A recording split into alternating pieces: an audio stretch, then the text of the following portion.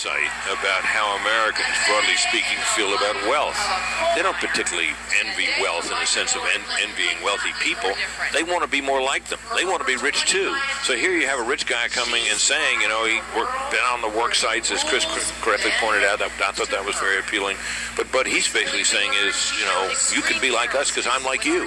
I think that's potentially very effective. The line about we're as comfortable in a 10 Caterpillar as in our cars was pretty effective. It was great. No, I couldn't agree more. He and the family wear it lightly. Yes, they're rich. They acknowledge it. They talked about the fact they have choices that other people don't have, but they're not embarrassed about it. And they also, as he said, point out, we haven't lived in an ivory tower. Our dad was tough on us. He put us to work. They had us out working on construction sites. And as you say, we're as comfortable in Caterpillars as we are in our own cars. Incidentally, I have no idea how you drive a Caterpillar. But he said he said something like we're the only kids of billionaires who are that way. And I think that's the most interesting thing about Trump. How many kids of billionaires have you met who are kind of normal? And like their parents and aren't messed up. I mean, I'm sorry to generalize, but it's true.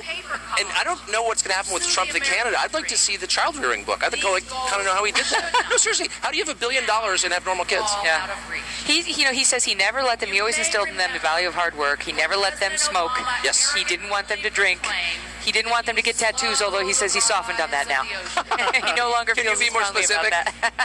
The interesting thing here is, I think Melania, and I know you've talked about the controversy about the speech and the words in it. I thought she killed it last night. He did tonight. We know that Ivanka, who is maybe the star of the family, will do it on Thursday. Now we just have to wonder whether or not Donald Trump is going to live up to the rest of the family. There'll be something. Panel, thank you. Much more to come from Cleveland here at the Q. Tell him something is impossible. And then he said, impossible is just the starting point. Now, of the people I've spoken with who are friends of Donald Trump, they say the thing you have to say to him is you can't do that, and then he goes and does it.